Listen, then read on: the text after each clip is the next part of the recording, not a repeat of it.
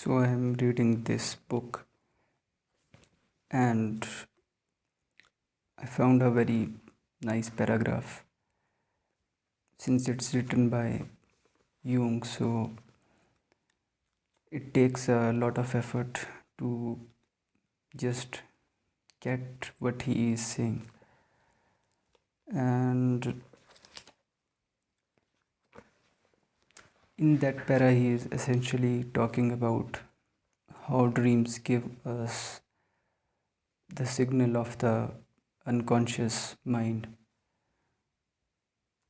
So I'm not sure if there was this distinction before 19th century or maybe 20th century of the mind, but I presume Freud gave this first definition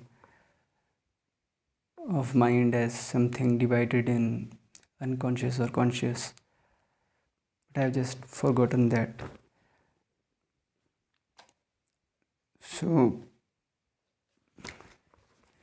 what he is talking about in that interesting paragraph is that dreams give us signal from the unconscious, but we have to assimilate that into our conscious mind,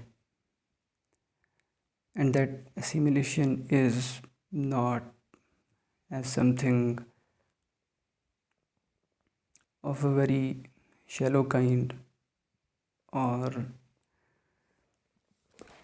like that you assimilate the unconscious content but then you reject the conscious equivalent of that.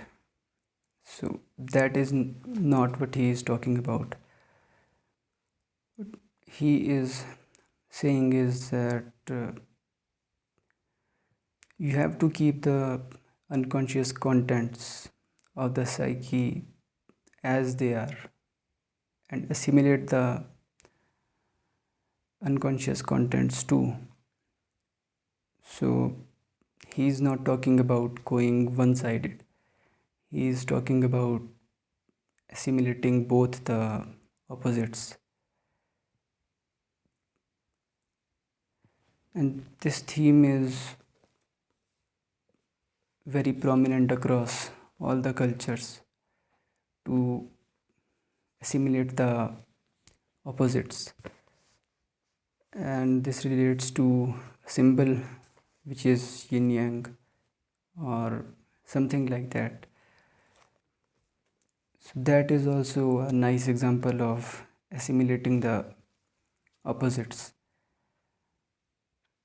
And then he talks about why we think that, or perhaps in his time, there was a big misconception that unconscious mind only stores the primitive desires and contents of the human psyche, which are quite archaic.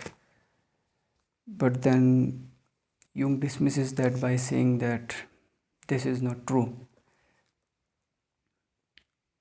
He gives examples of the horrors of the World War, and then he points out by saying that is that what our unconscious does not contain and our conscious does. So he's pointing out that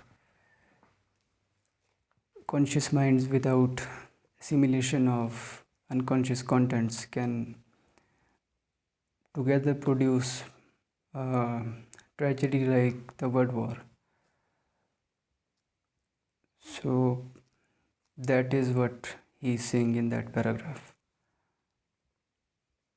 So this is a very good book.